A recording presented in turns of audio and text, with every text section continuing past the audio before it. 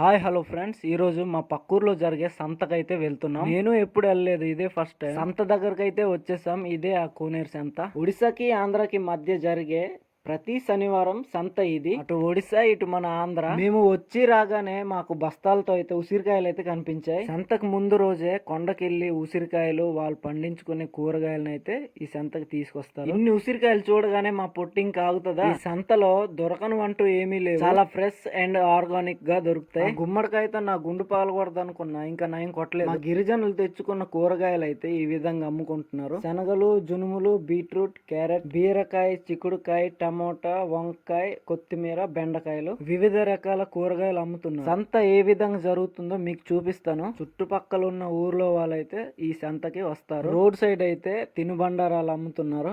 ఆ పక్కనే గారెలు, బజ్జీలు, పకోడీ అమ్ముతున్నారు. మనం ట్రై చేద్దామని గారెలను అయితే తీసుకున్నాను. టేస్ట్ విషయంకి వస్తే సూపర్ అంటే సూపర్ గా ఉంది. కరకరమంటున్నది అనమాట. అలా చూస్తూ వెళ్తుంటే నాకు స్వీట్స్ అయితే కనిపించాయి. తిందామంటే నాకు స్వీట్స్ అంటే నచ్చవు. పక్కనే చికెన్ పకోడీ అయితే అమ్ముతున్నారు. ఆ పక్కనే నేను ఎప్పుడు చూడని బొబ్బరు చూసాను. ఆ పక్కనే సారకం దుంపలు తట్లుగా అంగకరకాయలు అయితే తీసుకొచ్చారు అమ్ముకోవడానికి. అలా సంతను చూస్తూ వెళ్తుంటే రోడ్ సైడ్ కోల్ అయితే కనిపించింది. కోల రేట్ అయితే 500 నుండి 800 దాకా అయితే ఉన్నాయి. ఎవరికైనా కావాలంటే కామెంట్ చేయండి. సంతలో అయితే అస్సలు ఎక్స్పెక్ట్ చేయలేదు మన సబ్స్క్రైబర్ కనిపిస్తాడని. మమ్మల్ని చూసి గుర్తుపట్టి మాతో మాట్లాడడానికి అయితే వచ్చారు. మీ వైపు ఇలా సంత జరుగుతుందో లేదో చెప్పండి. వీడియోస్ చూస్తున్నారు కానీ ఎవరు సబ్స్క్రైబ్ చేసుకోవట్లేదు. Please subscribe. Thank you.